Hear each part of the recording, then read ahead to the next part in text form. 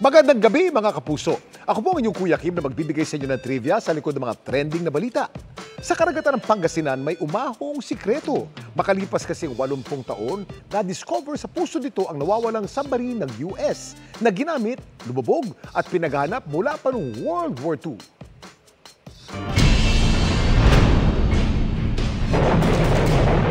Sa kasagsagan ng ikalawang digmaang pandaigdig, may isang sasakyang pandagat at hukbong dagat o Navy ng Estados Unidos na kilabot kung ituring ng mga kalaban. Ang USS Harder. Isa siya sa pinaka-decorated at pinaka-famous na submarine dahil sa sobrang napalubog niya. More than 15 Japanese vessels, 5 destroyers. Pero sa ika-6 at panghulisana nitong War Patrol noong August 1944, nalagyan siya ng depth charges ng isang Japanese escort ship. Tinamaan ng USS Harder. January 2, 1945, prinisum siya na lost. Hanggang kamakailan lang, diniklara ng History and Heritage Command ng US Navy na ang wreck o labi ng maalamat na submarine nahanap na sa puso ng West Philippine Sea makalipas ang halos 8 dekada. Nakita siya off Dassel Bay sa Pangasinan, 1,140 meters sa ilalim ng dagat. Ang wreck ng USS Harder na-locate gamit ang mga nakolektang datos sa sinagawang ekspedisyon ng grupong Lost 52 Project sa Pangasinan nitong nakaraang taon. Nag-reach out sila sa National Museum, nakipag-collaborate naman tayo sa kanila, nagkaroon ng survey using AUV, Automated Underwater Vehicle, tsaka ROVs or Remote Operated Vehicles. Noong December 3, 2023, nakita siya. Paka-importante itong discovery nito kasi active historical period. Ibig sabihin, yung mga namatay nung unang panahon, meron pa siyang kapamilya. Maraming lessons to be learned. Kuya Kim, paano nga ba lumulubog at umaakit sa tubig ng mga submarine? Kuya Kim, ano na? Ang submarine ay isang sasakyang pandagat na maaaring maglakbay sa ilalim ng tubig. Nagagawa nilang lumubog at umahon sa tubig sa tulong ng kanilang ballast tanks. Pinuno ito ng tubig para bumigat at tumubog at nilalagyan naman ng hangin para ito'y gumaang at umahon. Hindi naman nauubusan ng hangin ng mga pasahero nito dahil meron tong system para gumawa ng oxygen mula sa tubig at magtanggal ng carbon dioxide mula sa hangin. Iba-iba na ngayon ang laki at itsura ng mga submarine na ginagamit sa iba't ibang misyon gaya ng pandepensa, pananaliksik at pag-aaral ng karagatan. Pero may ideya ba kayo kung kailan na-imbento ang sasakyang pandagat na to? Noon pa man, marami nang nagtangkang magdisenyo at bumuo ng isang sasakyang pandagat na maaring sisiri ng karagatan. Pero ang pinakaunang operational submarine ay nabuo noon pang 1620. Likha ng Dutchman na si Cornelis Drebbel, meron tong oar o sagwan. At gumamit din si Drebbel ng quicksilver barometer para masukat ang lalim na naaabot ng submarine. Samantala, para malaman ang trivia sa likod ng viral na balita, i-tweet o i-comment lang, #Kuya Kim, ano na? Laging tandaan, kimportante ang may alam. Ako po si Kuya Kim at sagot ko kayo 24 oras. Ngayong buwan o bago magsona ng Pangulo, inaasahang mailalabas na ang executive order para sa mas mababang taripa sa imported na bigas. Pero ang pangamba ng ilang grupo, baka ilan lang ang makinabang dyan. Nakatutok si Tina Panganiban Perez. Bago pa lumabas ang executive order para sa mas mababang taripa para sa imported na bigas, pinulong na ng Kamara ang ilang ahensya ng pamahalaan, pati na mga importer at retailer, kung paano ito maipararamdam sa mga consumer. Kapag binabaraw sa 15% ang kasalukuyang 35% na taripa sa imported na bigas, malaki raw ang matatapya sa presyo sa mga palengke at supermarket. As far as PSA has reported out, it's going to be less by 5 to 6 pesos per kilo. Ganito rin ang sabi ng retailers group na nakausap ng GMA Integrated News. Sa nakikita po namin computation, nasa mga 5 to 6 pesos po. Siguro, baka umabot din ng 7. Depende po kasi yan doon sa magiging presyo po sa world market. Pero babala ng ilang grupo, oras na mangyari ito, baka mga importer at trader lang ang makinabang. Imbes daw kasi na pababain ang presyo, dumami lang daw ang imported at tumaas pa ang presyo ng bigas. Baka po mamaya hindi bumili ng mahal ang mga millers dahil meron pong mababang imported. So ang effect po niyan, baka hindi magtanim ang magsasaka. Yung pag-import hindi naman ibabaha kasi there's a regular flow of imports. Yung pumapasok na bigas ay sapat lang talaga. Hindi naman ibabaha. Yung ma-adjust lang yung taripa. Umaasa si House Speaker Martin Romualdez na lalabas ng executive order para sa mas mababang taripa sa imported na bigas ngayong Hunyo o kaya bago mag-State of the Nation address sa Hulyo para maramdaman na ng mga mamimili. Pero pakiusap ng mga retailer, sana hayaan silang maubos muna ang kanilang stock na nabili nila noong mahal pa ang palay at mataas pa ang taripa. May mga hawak po sila sa mataas po na puunan. Kaya po ang nakikita po namin dyan is mabigyan ng leeway naman po yung mga may mga hawak po na stocks, at least makabenta po sila. We're asking them to also to adjust na binili nila na medyo mataas yung imported rice na mag-adjust na rin din sila. Na committing din natin that they're willing to absorb some losses. Di naman kaya maging problema ang hoarding? Sisiguraduhin natin na iikot naman natin yung mga warehouses. We will keep the pressure on so that hoarding will be mitigated. Diba? Para hindi maiimbak yung supplies. All warehouses are mandatorily required to submit their stock inventory, I think every 3 months. So, mas madali na nga po yung monitoring po dito. Bilang na po yung mga araw ng mga hoarders. Sa ilalim ng batas, kinukuha sa taripa sa imported na bigas ang ilang subsidiya para sa mga magsasaka. Kaya kapag binawasan yan, hindi ba kukulangin ang pondo para sa subsidiya? The event, worst case, hindi naman po siguro. If it falls short, government will fund or finance the balance of the RTL. Sa kabila ng napakataas na presyo ng bigas, sa ngayon, hindi pa pinag-uusapan ang pagpapatupad ng SRP para rito. It's not yet on the table.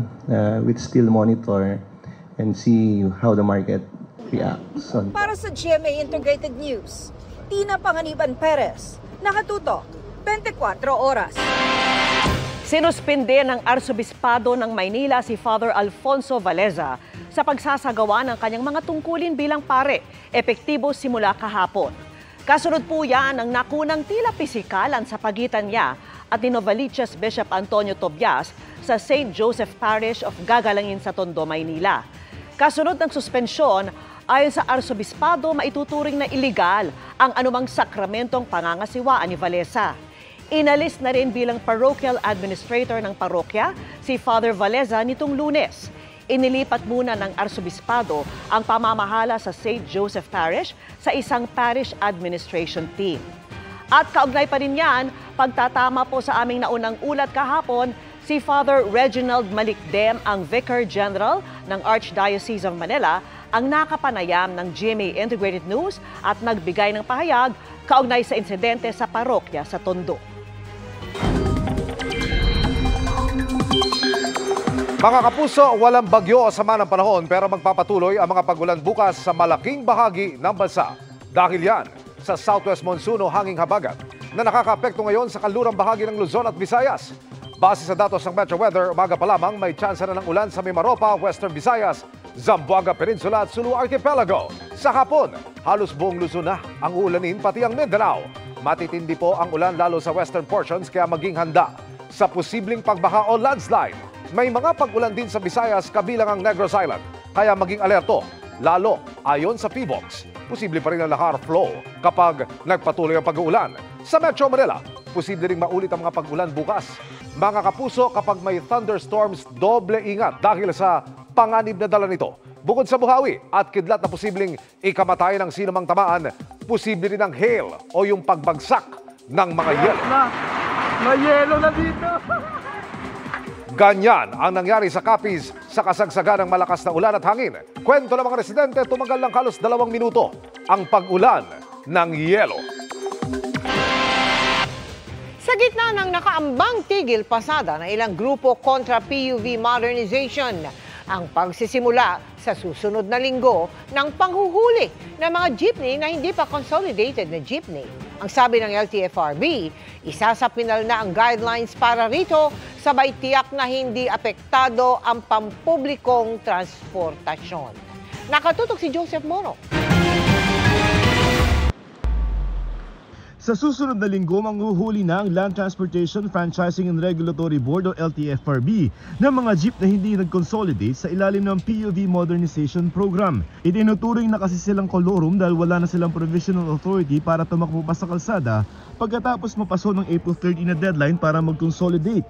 Ang hulihan halos kasabay ng ikinasan 3 araw na tigil pasada ng Grupong Manibela kontra sa ilang bahagi ng PUV Modernization Program mula sa Lunes hanggang sa June 12, araw ng kalayaan. We have to be very firm with this. Manghuhuli po kami ng kolorum. Yung mga nagwewelga po sa kalye, ang sasabihin ko sa kanila, magkita-kita tayo sa kalye. Pero siguraduhin yung may prangkisa kayo. Ayon sa LTFRB, may sapat na bilang ng mga nag-consolidate na jeep sa Metro Manila at hindi raw maapektuhan ang pampublikong transportasyon. Sa datos ng LTFRB NCR, 61% ang nag-consolidate na mga jeep sa buong Metro Manila mula sa halos 50,000 na mga units. 81% naman ang consolidated sa buong bansa. May sapat naman hong supply ng mga pampublikong sasakyan para sa ating mga pasahero. Sabihin kahit ulihin na yung mga 13 na Apa. Dagdag pa ng Department of Transportation o DOTR, hindi raw sila sumang-ayon sa suhestyon ng ilang kongresista na bigyan pa ng 1 taon ang mga hindi nag-consolidate para magparehistro pa rin at makapasada pa rin. There was no agreement. Just to clarify, wala pong agreement na sila ay bibigyan ng 1 year. When we talk about consolidation, tapos na po yun. There is no extension. That is what the President has said. Sa ngayon ay hindi makapanghuli ang MMDA at LTO ng mga kolorum ng mga jeep dahil wala pang guidelines na inilalabas ang LTFRB at DOTR. We will set the guidelines next week kung paano po yung panghuhuli namin ng kolorum. Para naman sa mga grupo ng mga consolidated na mga jeep, panahon na para tuloy-tuloy na ipatupad ng gobyerno ang programa na 7 beses nang na-extend. Kung di sila nag-consolidate, parang kaagaw na, kumbaga parang sila yung nakakabawa sa kita namin. Unfair naman yun. Ang grupong piston na may maraming miyembro na hindi nag-consolidate, mamamasada pa rin kahit may banta ang LTFRB na manghuli. Hanggat hindi po inaamyendahan yung provision sa ilalim ng Republic Act 4136 ay mananatili po yung batas. Magrarally rin daw sila sa Malacanang bukas para tutulan ang gagawing panghuhuli at hihiling sa Pangulo na payagan pa rin ang mga makakapag-upgrade ng unit na makapasada. Ang grupong Manibela naman sinabing walang mahuhuli sa kanilang hanay dahil nakatigil pasada sila. Nanindigan ng grupo sa panawagan na payagan pa rin sila magparehistro para hindi mahirapan ang kapwa mga driver at mga commuter. Para sa GMA Integrated News, Joseph Morong, nakatutok 24 oras. Dahil sa mala true to life at effective na portrayal, marami nang naiinis sa kontrabidang si Calvin ng hit action-packed series na Black Rider. Minsan pa nga raw, nakurot si John Lucas dahil sa nadalang fan ng serye. Makichika kay Lars Santiago. Ang tinaguriang Palangga Massacre. Madugong kasalan ng taon. Tigil ang kasal! At kabi-kabilang pagpapahirap kay Elias Guerrero o Black Rider at kanyang mahal sa buhay. Lahat ng yan, kinasangkutan ng walang awa at nakakapanggigil na si Calvin na ginagampanan ni John Lucas. Pero ang hindi alam ng marami, sa likod ng husay na ipinakita ni John, una raw niyang inakala na semi-regular lang siya sa hit GMA Prime series na Black Rider. Nung binasa ko na po yung script, doon ko na po na-realize na parang malaki pala itong magiging role ni Calvin dito sa buhay ni Elias Guerrero. Kaya doon na po ako na-pressure, doon na po ako na-tense, doon na ako talaga parang, doon na nag-sink in sa akin na parang, hindi pala basta-basta kasi talagang kontrabida talaga siya for the whole show po. Kaya naman sobrang dedikasyon daw ang ibinubuhos ni John na kahit ang maliliit na kilos at klase ng paggamit ng mata ay pinag-aaralan niya. Effective naman dahil daman ang viewers ang inis sa kanya. Parang mommy or tita, siguro mga nasa early 50s o late 50s, ganun po. Ay, si Calvin. Tapos biglang kinurot ako dito sa braso. Sabi, ikaw, ang sama-sama ng ginagawa mo kay Elias. Tapos nung nakita niyang nag-i-smile ako, natutuwa ako, tapos parang nag-smile na rin siya, binawi niya rin. Sobrang saya po natin and fulfilled dahil for me nga po talagang hindi po biro itong role ni Calvin Magallanes. Dahil po sa mga komento ng mga kapuso po nating nanonood ng Black Rider, nabibigyan po talaga ako nila ng kumpiyansa.